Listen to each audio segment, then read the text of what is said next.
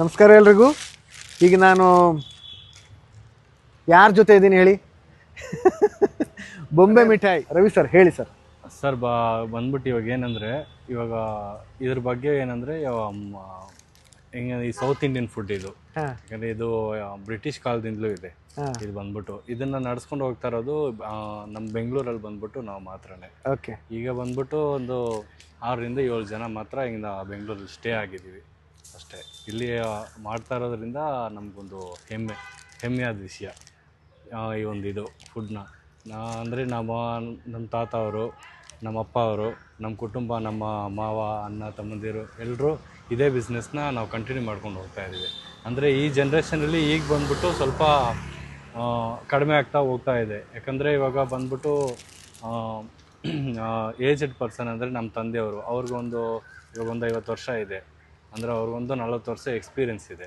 ಅದರಿಂದ aged person ಎಲ್ಲ ಕಮ್ಮಿ ಆಗ್ತಾ ಬರ್ತಾ ಇದ್ದಾರೆ. ಅದರಿಂದ ಇದ್ರ ಬಗ್ಗೆ ಇರೋದು ಏನು ಹೇಳ್ತಾರೆ ಸರ್, ಇವತ್ತು ವ್ಯಾಲ್ಯೂಯೇಬಲ್ ಫುಡ್ ಆಗಿಂತ ಇದೆ. Okay okay. ಒಂದು ಹೈಜಿನಿಕ್ ಆಗಿ ಆಗಲಿ, ಒಂದು ಏನು ಹೇಳೋದು, ವಿತೌಟ್ ಕೆಮಿಕಲ್ ಫುಡ್ಡು ಇದೇನೆ. ಬರೀ ಸಕ್ಕರೆಯಿಂದ ಮಾತ್ರನೇ ಇದನ್ನು ತಯಾರಿಸೋದು, ಯಾವುದೇ ಥರ ಇಲ್ಲ.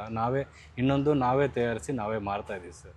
ನಿಮ್ಮ ಫ್ಯಾಮಿಲಿ ಬಿಟ್ಟರೆ ಬೇರೆ ಯಾರಿಗೂ ಬರಲ್ವಾ ಇದು? ಗೊತ್ತೇ ಇಲ್ವಾ? ಈ ವಿದ್ಯೆನೇ ಗೊತ್ತಿಲ್ವಾ? ವಿದ್ಯೆನೇ ಗೊತ್ತಿಲ್ಲ. ಇನ್ನೊಂದು, ನಮ್ಮ ತಂದೆ ತಾತ ಅವರೆಲ್ಲ ಹೇಳ್ಕೊಟ್ಟಿರೋದು ಏನಂದರೆ, ಇದನ್ನು ನಮ್ಮ ಫ್ಯಾಮಿಲಿ ಮಾತ್ರನೇ ರನ್ ಮಾಡಬೇಕು, ಆ ಒಂದು ಹೆಮ್ಮೆ ನಮಗೆ ಮಾತ್ರ ಇರಬೇಕು ಅಂತ. ಓಕೆ.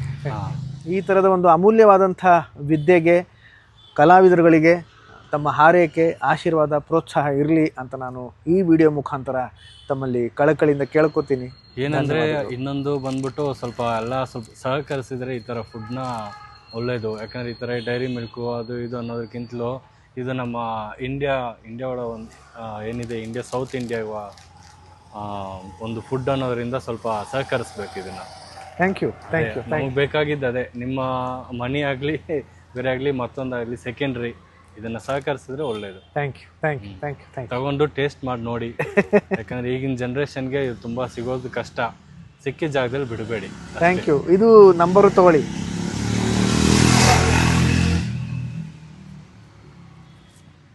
ಸರ್, ಇದು ನನ್ನ ಕಾರ್ಡ್ ಇದು.